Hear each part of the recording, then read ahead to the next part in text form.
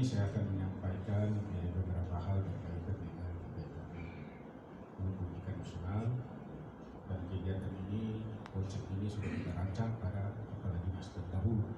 Saya pada intinya hanya melanjutkan karena saya menganggap konsep ini kita susun bersama, karena saya bagian daripada kabinet almarhum Muhammad Budi. Pada kesempatan ini garis-garis besar karena waktu ya sampai garis besar saja saya sampaikan. Misalnya yang pertama, pada ini kita masih fokus pada kegiatan strategis, dan ini sudah kita sinkronkan dengan Kementerian Kelautan dan Perikanan. Untuk kegiatan perikanan tangkap, kita lebih fokus pada kegiatan pemberdayaan, maupun kegiatan kita tidak mencampingkan kegiatan lain, tapi kegiatan pemberdayaan dan kegiatan pembangunan infrastruktur. Di antaranya yaitu pengadaan fasilitas daripada bantuan sarana perikanan, alat penangkapan ikan, armada, dan lain-lain. Untuk perikanan budidaya juga sama, masih kegiatan pemberdayaan dan lebih fokus pada sarana produksi dan keramba jaringan. Begitu juga pada peningkatan daya saing dan pemasaran hasil perikanan. Ini kita laksanakan untuk membantu sarana-sarana olahan yang ada di Provinsi Maluku Utara. Selain dari kegiatan peningkatan pemberdayaan, tak lupa juga kita fokuskan juga pada kegiatan pengembangan infrastruktur baik yang ada di Maluku Utara. Kita ada memiliki 12 pelabuhan perikanan, baik itu P3, PPI, dan PPI. Nah, ini kita tetap fokus pada sarana infrastruktur yang ada untuk mendukung daripada program ini sendiri. Begitu juga tak lupa juga kita perlu ada peningkatan SDM, khususnya untuk nelayan dan kompetensi pelatihan kompetensi bagi nelayan dan aparatur. Untuk komoditi unggulan, kami sudah tetapkan untuk Maluku Utara kita fokus pada PPC, tuna toko, dan cakala. Kenapa? Karena kita lihat kita bukan mengabaikan daripada ikan demersal dan ikan karang lainnya, tapi kita lebih fokus dulu. Dan tahap kalau kita nanti kelola semua, nanti kita sulit untuk mengarah kepada dari kita bukan menyampingkan kepada jenis-jenis ikan yang lain, tapi kita lihat ikan yang punya ekonomis yang luar biasa. Memang ikan demersal juga punya ekonomis, tapi kita lebih condong pada ikan yang diekspor, sehingga tuna toko, cakala. Begitu juga udang faname. Nah, udang faname ini sejalan dengan apa yang disampaikan oleh Kementerian Kelautan dalam program ini. Menteri Edi Prabowo fokus pada budidaya, Menteri ini juga fokus pada budidaya, sehingga ini sudah sinergi dengan apa? Karena produksi budidaya ini masih rendah daripada produksi perikanan tangkap.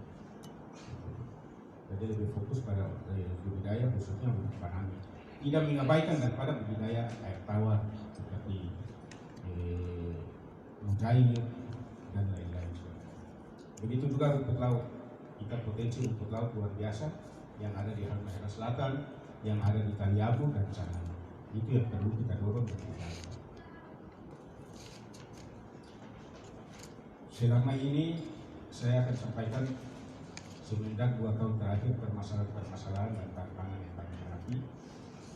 Untuk perikanan tangkap, permasalahan yang kami hadapi selama 2 tahun terakhir yaitu masalah peningkatan SDM, khususnya masalah penanganan ikan di atas kapal. Memang kalau nilai-nilai ini untuk meningkatkan kualitas ekspor baik cakalang maupun tuna, kita butuh betul-betul penanganan secara baik. Yang masih kita kendala di sini yaitu bagaimana kita meningkatkan kita melatih mereka untuk cara penanganan ikan di atas kapal, cara penanganan ikan yang baik. Nah, ini yang permasalahan yang selalu kami hadapi, dan kami juga berusaha menggandeng daripada teman-teman yang ada di SIPROE NGO sehingga mendukung daripada program-program pemerintah itu sendiri. Yang kedua, masalah perizinan. Nah, ini perizinan ini yang luar biasa yang kita hadapi. Ini menjadi masalah dan tantangan yang harus kita cari solusinya, dan alhamdulillah kami juga sudah mengambil langkah-langkah khususnya perizinan kapal baik yang di pusat maupun di daerah, sehingga langkah-langkah apabila yang di pusat permasalahan perizinan sangat rumit, kami selalu mengambil tindakan langkah untuk tidak menjadi kevakuman daripada usaha daripada nelayan itu sendiri, pemilik kapal. Maka kami ambil langkah untuk memberikan rekomendasi. Yang rekomendasi ini alhamdulillah sudah kami koordinasikan dengan Angkatan Laut Polair dan SDKP itu sendiri, sehingga langkah yang kami ambil ini sangat didukung oleh mereka untuk mengisi kekosongan dari proses perizinan itu yang ada. Yang kedua yang kami hadapi juga, kalau perizinan daerah tidak ada masalah, cuma perizinan kapal di bawah 5 GT, khusus nelayan-nelayan yang menangkap tuna, yaitu nelayan-nelayan yang memiliki kapal 1 sampai dengan 5 GT. Nah, ini perizinannya sangat rumit karena dengan Undang-Undang 23 perizinannya sekarang sudah ditarik ke provinsi. Nah, sekarang kalau orang Taliabu mengurus izin di provinsi, luar biasa, padahal izinnya tidak dibayar. Izinnya tidak dibayar, tapi pengurusannya ongkosnya luar biasa. Nah, ini satu strategi yang sudah kami susun. Kami sudah bicara dengan teman-teman PPSP, bahwasanya kalau boleh ada pendelegasi kewenangan, supaya minta juga karena persoalan pelayanan ini sangat luar biasa. Nama pelayanan itu harus perlu kita mendekatkan dengan orang yang dilayani. Yang ketiga, tantangan yang kita hadapi perikanan budidaya. Kami dari tahun ke tahun itu selalu mengadakan bantuan khususnya pemberdayaan buat masyarakat wilayah, khususnya budidaya. Tapi memang nelayan kita, entah perlu kita sosialisasi, kurang minatnya bagi nelayan-nelayan masyarakat di Maluku Utara, baik dalam usaha untuk berusaha di bidang budidaya. Padahal budidaya ini menjanjikan. Saya sebagai kepala bidang tangkap, saya hampir berpikir kenapa orang tertarik perikanan tangkap, karena mungkin daerah kepulauan, karena mungkin hari ini turun bisa jadi 1 jam, 2 jam dia mengair, saya tidak perlu. Tapi kalau mereka mengetahui sistem budidaya, terutama KJA, keramba jaring apung, ini luar biasa.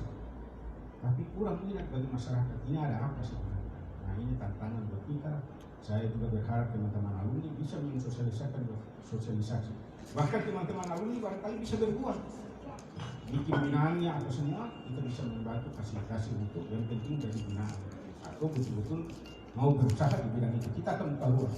Karena tiap tahun kita memberikan bantuan KJA 2-3 bulan, 4 bulan, 1 kali panen habis itu selesai. Nah, itu menjadi apa memang mereka tidak berminat berusaha di bidang budidaya, saya tidak tahu. Tapi itu tantangan kita karena budidaya ini usaha yang menjanjikan. Yang selanjutnya pemasaran. Alhamdulillah kita akses permodalan, akses pasar sudah betul-betul berjalan dengan baik. Dari mulai 2019 kita sudah ekspor di tahun 2019 itu sekitar 3.869 sekian US dollar. Itu yang kita sudah laksanakan ekspor. Jadi kalau pasar bagi saya untuk Maluku Utara alhamdulillah tiap minggu, dan kecuali di tahun 2020 kita masih kendalanya kita karena situasi pandemi, sehingga nilai-nilai tuna kita pada tahun 2020 menurun hasil tangkapannya mereka. Karena apa? Peran ekspor di luar negeri ditutup. Tapi kalau kita setahun terakhir, 2 tahun terakhir ini, kita selalu ekspor melalui Samratulangi. Kita berharap mudah-mudahan kalau Bandara Pitu Morotai ini sudah aksesnya keluar, saya rasa kita lebih mudah ekspor dari Maluku Utara itu. Yang kedua, UMKM kita sudah berjalan dengan bagus, produk-produk hasil perikanan kita, apalagi ini sering bekerja sama dengan toko. Kalau saya anggap Pak Mukhtar Adam ini toko UMKM, karena dia banyak membantu daripada nilai-nilai produk-produk perikanan daripada sektor kelautan, di bidang sektor kelautan. Selanjutnya berkaitan dengan peningkatan SDM sekarang, kami masih banyak nilai-nilai kami yang masih masalah keterampilan keahlian mereka, sehingga Arkapin dan Arkapin itu lebih difokuskan untuk kami untuk peningkatan SDM itu sendiri. Dalam program ini juga ada beberapa pelatihan, khususnya kegiatan-kegiatan itu kami masukkan. dan alhamdulillah pada tahun 2018 sampai sekarang ini sudah kami intens untuk melakukan pelatihan. Bahkan ada kewenangan yang berkaitan dengan KSOP itu sendiri. Kami sudah berkoordinasi dengan Dinas Perhubungan, Kementerian Perhubungan berkaitan dengan pelatihan AKP itu karena ada kewenangan di KSOP Perhubungan Laut. Beberapa kendala juga kami ada beberapa pabrik es Polstor dan ABF yang belum berjalan secara baik di beberapa PPI yang kami ambil alih, yang kami take over sesuai dengan Undang-Undang 23. Nah, hal-hal itu berkaitan dengan permasalahan keterbatasan daripada listrik itu sendiri. Pengawasan, alhamdulillah kami sudah berusaha bekerjasama dengan teman-teman Angkatan Laut, Polair dan JSDKP untuk meminim daripada ilegal fishing yang ada. Namun fakta di lapangan yang terjadi ini sekarang kebanyakan destruksi fishing, yaitu pengeboman potasium yang sering terjadi di lingkungan, dan itu selalu dilakukan oleh masyarakat kita sendiri. Kita perlu adakan pemahaman, memberikan pemahaman kepada mereka supaya mereka menganggap ini penangkapan ini sangat gampang, hasilnya luar biasa, tapi mereka tidak sadar dengan dampak-dampak yang mereka lakukan, cara-cara yang mereka lakukan. Dari beberapa permasalahan yang ada, semua ini pada intinya ini kita butuh dukungan dari teman-teman dalam hal mensosialisasikan apa-apa yang kita hadapi dan tantangan yang kita hadapi yang seperti saya sampaikan, dan semua ini sudah kita tertuang dalam konsep-konsep kita di pendidikan nasional, terutama berkaitan dengan jadi pendidikan nasional yang berfokus pada industri pengembangan industri. Tapi kalau kita berbicara dari hulu ke hilir, kita mulai dari sarana dan prasarana dan budaya masyarakat. Saya rasa itu gambaran singkat kami. Nanti ada berkembang di diskusi, kita bisa tanya jawab. Sekian dan terima kasih. Wassalamualaikum warahmatullahi wabarakatuh. Waalaikumsalam. Terima kasih Pak Kadis atas paparan singkat tapi memiliki bobot dan muatan yang saya kira sudah bisa meng-cover perencanaan dan program yang akan di-develop oleh Dinas Kelautan dan Perikanan Provinsi Maluku Utara. Nah, ada beberapa ringkasan singkat dari saya untuk mengingatkan kembali para peserta diskusi hari ini, sehingga di akhir nanti bisa banyak memberikan tanggapan terkait dengan materi yang sudah disampaikan. Intinya program-program Dinas Kelautan dan Perikanan itu tidak terlepas pisahkan dari beberapa isu dan permasalahan yang selama ini menghimpit pengelolaan perikanan kita, misalnya di perikanan tangkap, kemudian di budidaya, PDS, FDF.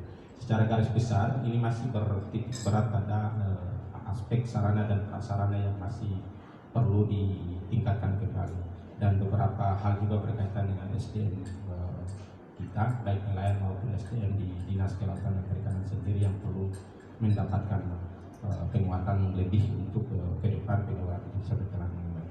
Nah, selanjutnya sebelum kita masuk pada narasumber yang kedua, kita upload dulu untuk Pak Kadis atas paparan materinya. Kemudian selanjutnya kita berurutan saja, kita langsung kepada narasumber kedua, Ketua DPRD Kota Ternate. Pada Pak Ketua, kami persilakan untuk menyampaikan beberapa input berkaitan dengan pengelolaan perikanan di Maluku Utara saat ini.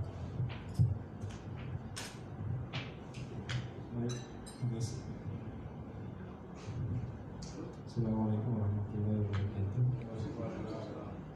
Alhamdulillah, kondisi dalam keadaan sehat sekali semua.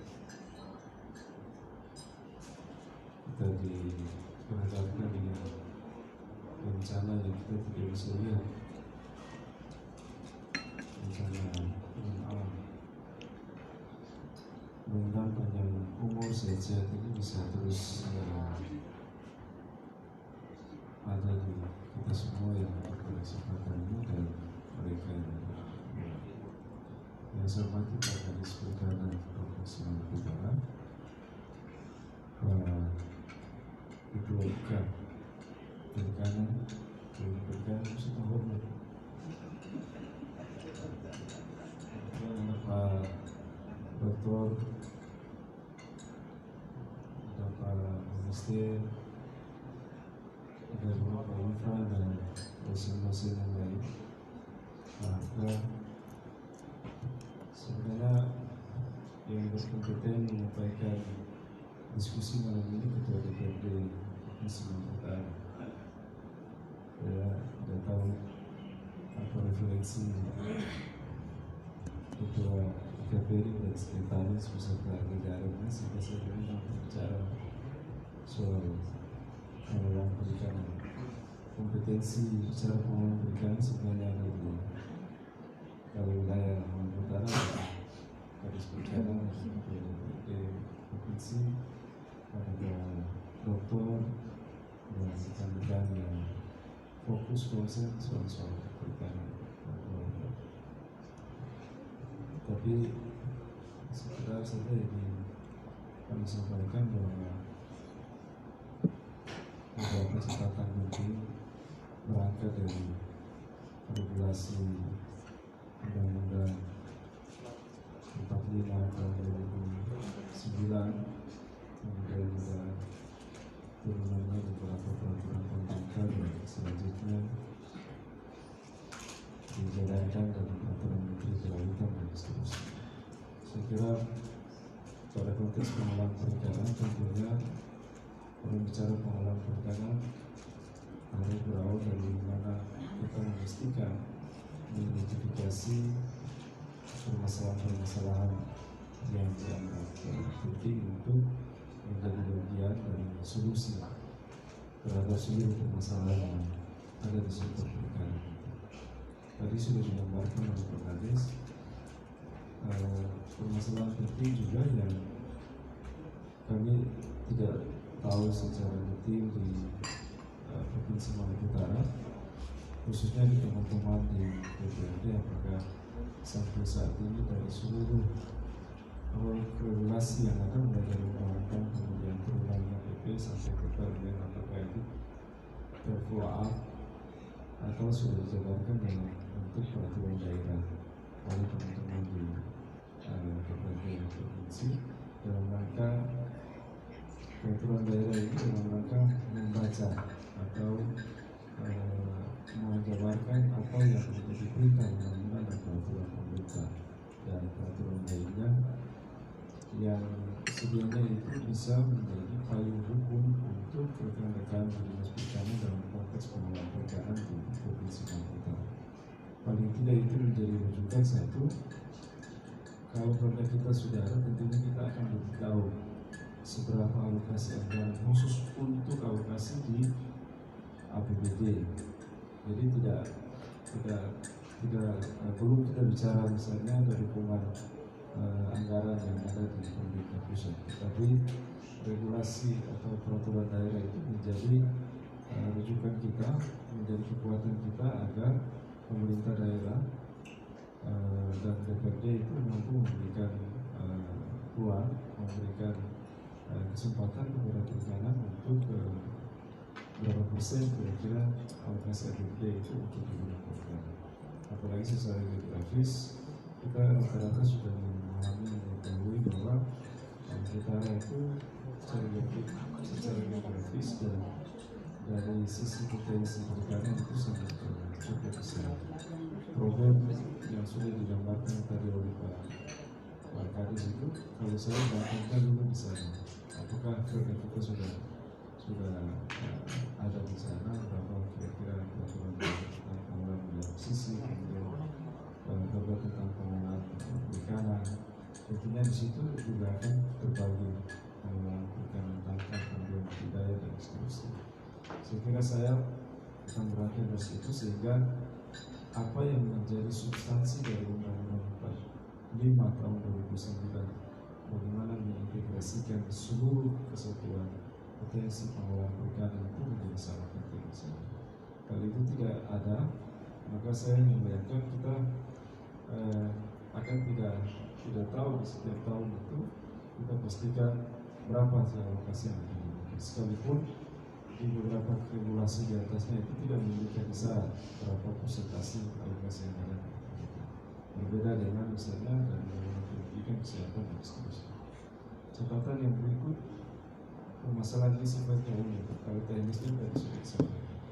Yang paling penting sekali juga adalah seberapa kuat atau sejauh mana pemerintah provinsi mengintegrasikan seluruh program di Provinsi Maluku Utara itu dengan kabupaten kota lain yang dituangkan dalam rencana tata ruang wilayah.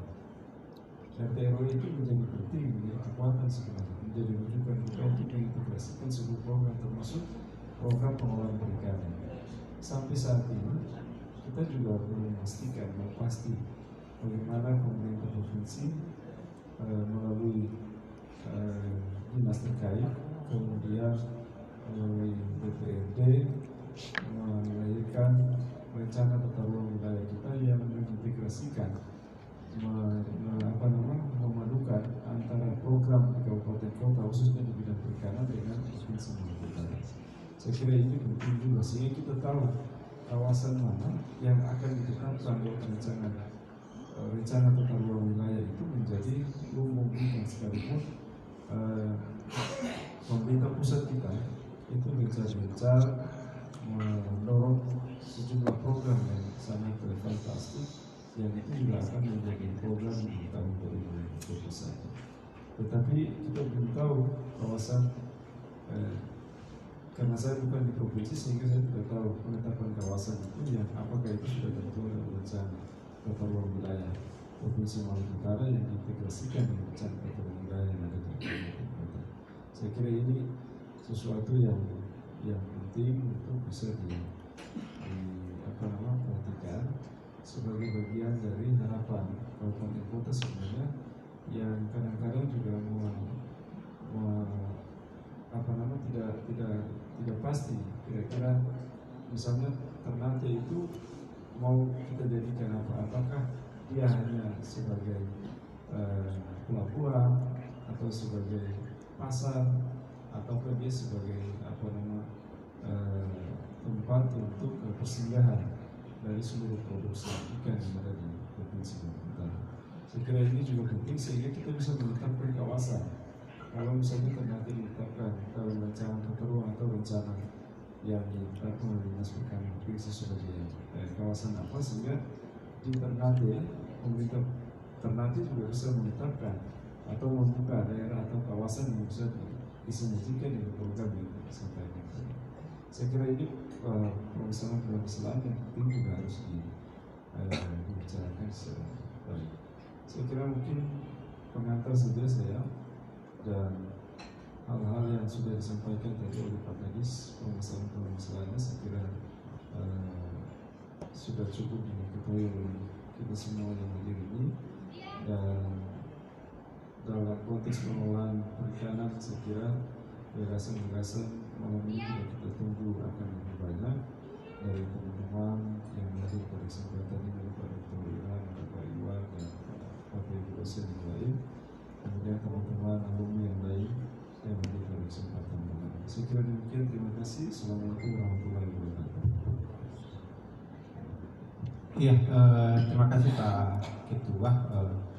Saya kira ini yang saya dari awal tadi saya sampaikan bahwa Ketua DPRD ini akan menyampaikan beberapa hal berkaitan dengan beberapa regulasi yang kemudian kontribusinya itu akan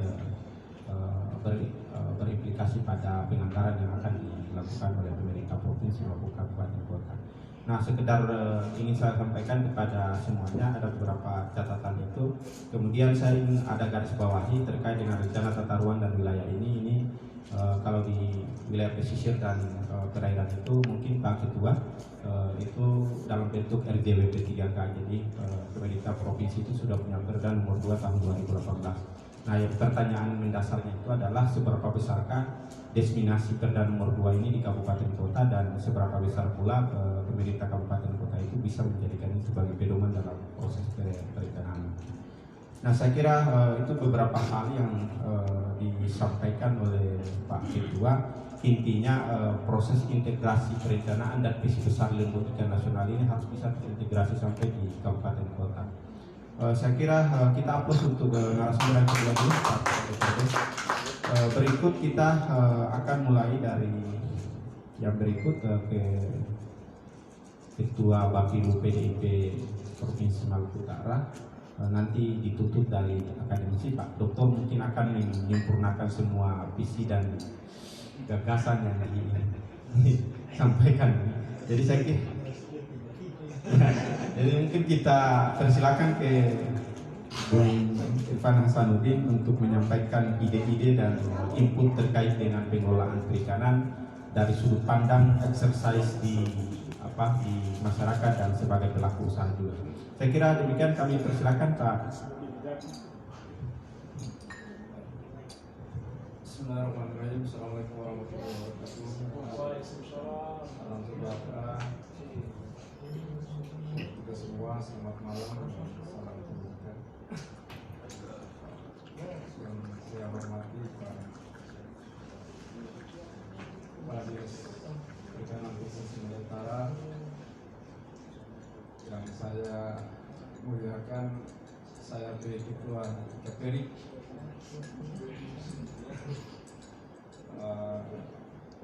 Pada kesempatan ini ya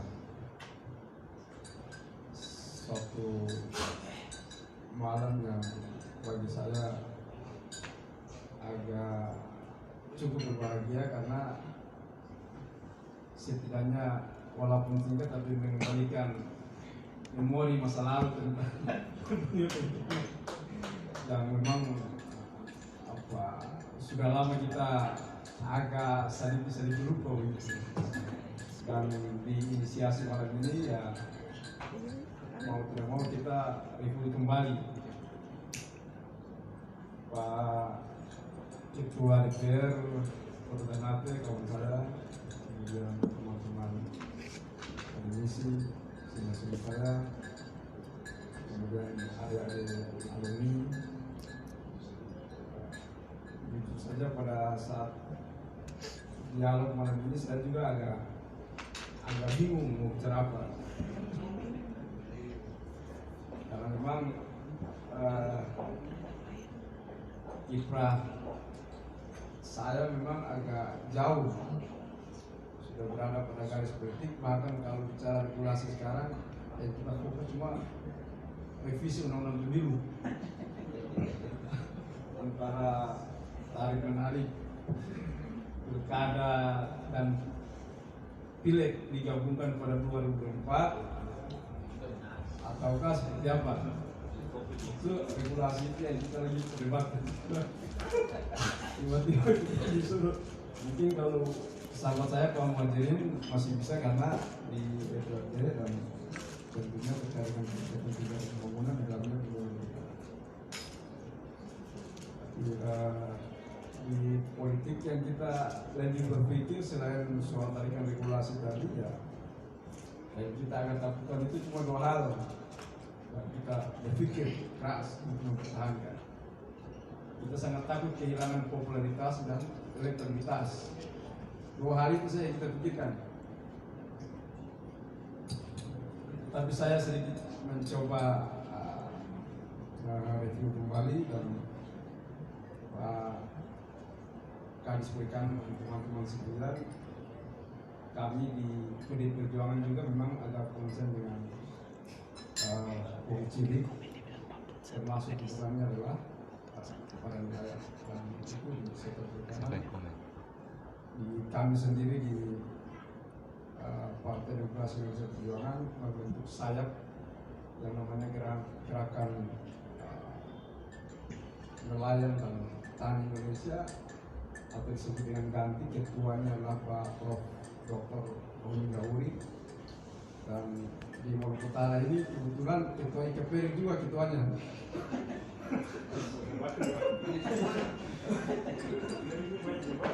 Kebetulan atau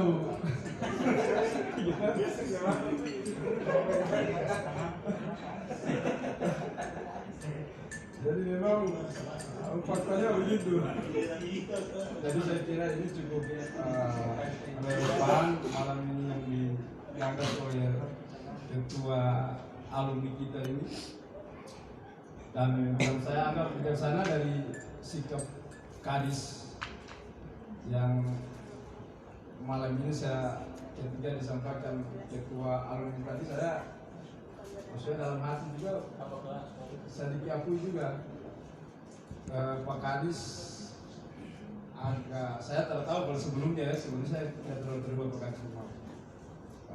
Tapi saya lihat Pak Kadis yang baru ini cukup terbuka, akomodatif, terbukti malam ini hadir bersama-sama dengan alumni dan di dalamnya akademisi mau duduk bersama. Inilah sikap yang secara politik memang saya angkat jempol juga. Ya. Selanjutnya Pak Kadis mungkin sekedar masukan dan untuk kita semua dalam hal undang-undang perikanan ini bagi saya yang harus kita pikirkan adalah soal kalau di politik kita hanya berpikir soal tadi saya bilang kualitas dan integritas. Dalam undang-undang perikanan mungkin yang saya berpikir adalah bagaimana menjaga stabilitas dan efektivitas. Stabilitas yang saya maksudkan adalah dukungan politik, dukungan anggaran politik kalau pemerintah memang harus ada. Nah, pada tataran ini saya lihat dengan pengembangan adanya lumbung ikan nasional ini saya agak bersyukur karena memang dalam sejarah kami dulu juga memang kita ini berteriak soal banyak pemerintah berteriak soal pengembangan perikanan seperti ini sektor, tapi politik anggarannya kecil sehingga ya kalau ilmu kita dulu apa Pak sapu kepala ini mata kaki.